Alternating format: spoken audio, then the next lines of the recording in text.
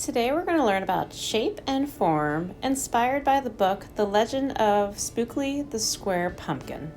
So let's first just watch and talk about shape and form, and then we'll draw some pumpkins. Okay, so I'm going to talk to you a little bit about shape and form first. So shape, you might be familiar with, those are usually things like a circle or a square. Another one is a triangle, a rectangle. These are all things that are shapes. One thing you should know about shapes is that they are flat. So if I turn my paper, you couldn't really see that they had thickness, they would just be flat. Or if they were cut out, like this whole paper is a rectangle as a shape.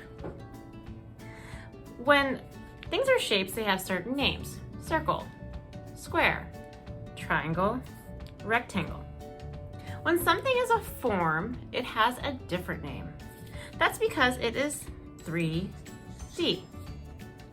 That means that it can be held, it has a thickness to it, unlike these, which are flat. So a circle, when it's 3D, could be like this. This is a ball.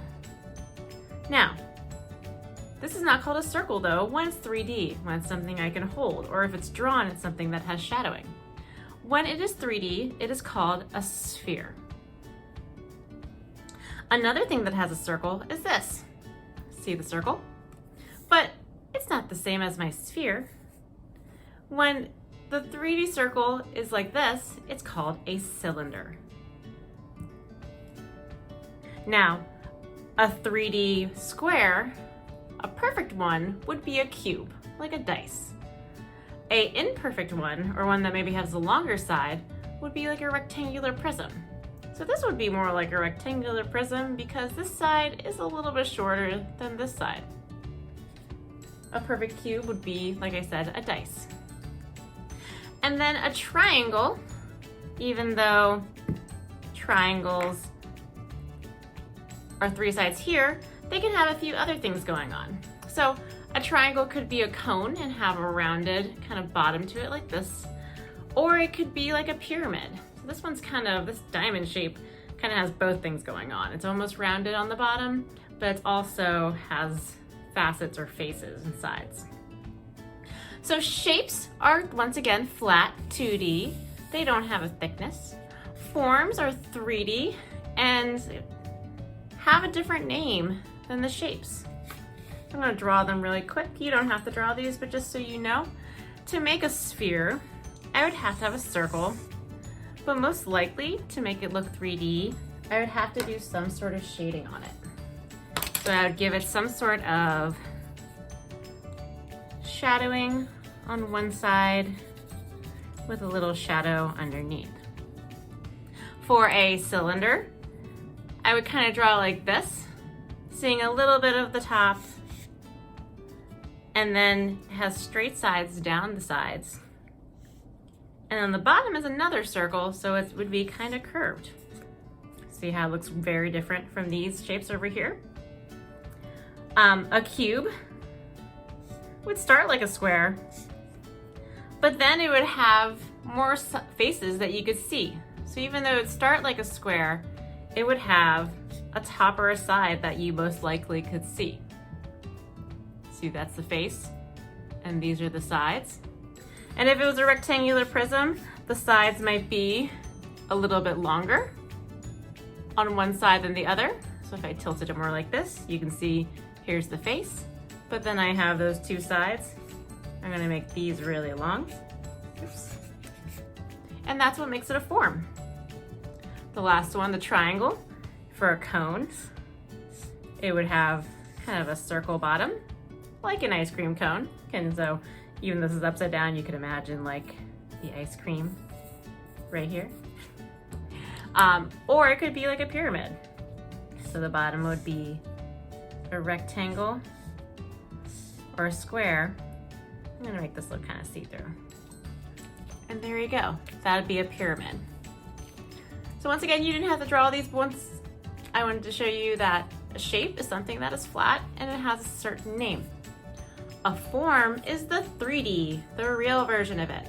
Either it's real like this, or it's drawn to look real, or look like it has different sides to it. And that is a form. All right, it's time to draw. Get a piece of paper and some coloring materials.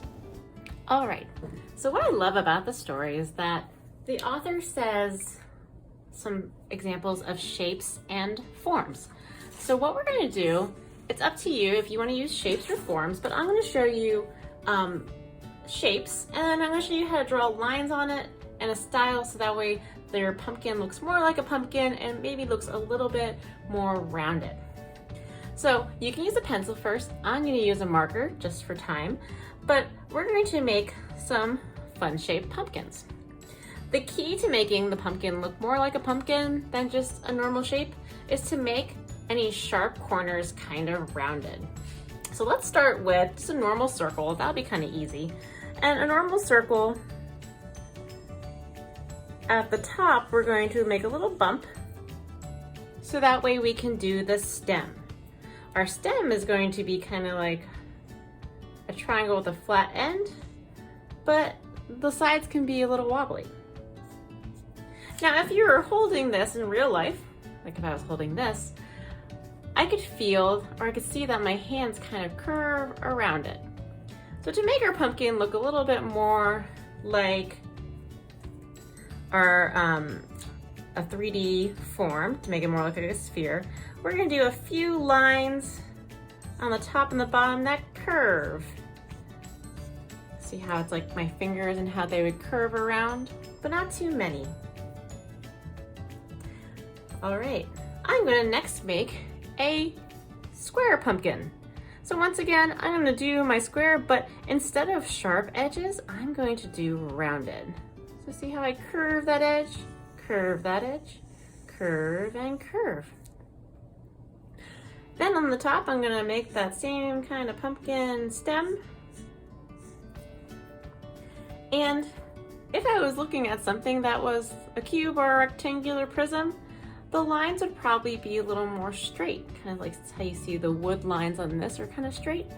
So from the tops and the bottoms, I'm going to do some straighter looking lines, but not all the way through. The next one I'm going to do is a triangular pumpkin. This one, I'm going to tilt it a little bit. Why not? And once again, around the edges of my shape, I'm going to make them look a little more rounded than pointy. Give it a little stem. And triangles, this one is going to be kind of straight, but see how the lines at the top of this triangle get kind of closer together and these are far apart? I'm going to do the same thing on here. So I'm going to do a few little lines that come from the top and then some lines that are farther apart. Maybe I'll do a few that go up and down. Like that. All right, the last one I want to do is a rectangle. I think I'm gonna get fancy though. You don't have to do this one, but if you want to try, I'm gonna try to do a cylinder. So for a cylinder one, we're going to do kind of an oval at the top, like that. Use two straight lines down like this and then curve. Then I would draw my pumpkin stem coming from the middle, and then I would draw some lines kind of going from top to bottom like that. That one got fancy. You can choose which shapes you want to do. Maybe there's a shape that you really like or a form that you really like, but make a few pumpkins and fill your page. So if I want to do an extra circle one here, I might do that with curved lines. If I want to do another little tiny square one right here, I might do that with straighter lines. Maybe I'll do one more triangle one here. Lines close together down here, but far away there. You can give your pumpkins faces, or you can keep them this way. You can decorate them. In the book, they were all different colors. There were some with polka dots. There were some that had a rainbow color to them.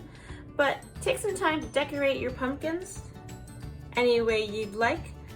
And I'm gonna speed this up and do some decorating on my own, and then I'll talk to you on the other side.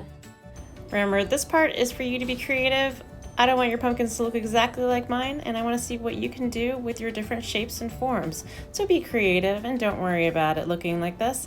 I wanted to see what's in your brain when it comes to pumpkins. All right, so I have different shaped and formed pumpkins. They are different colors and unique.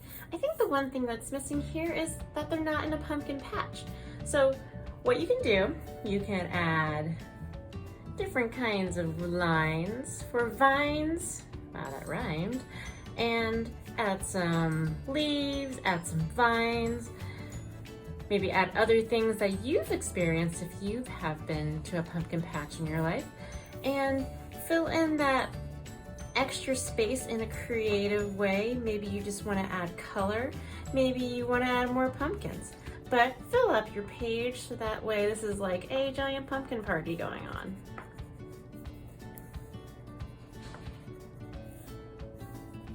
And once you feel like you have done enough decorating around your pumpkins, you are done. Congratulations, you have made a super interesting shaped pumpkin patch that everyone would want to see.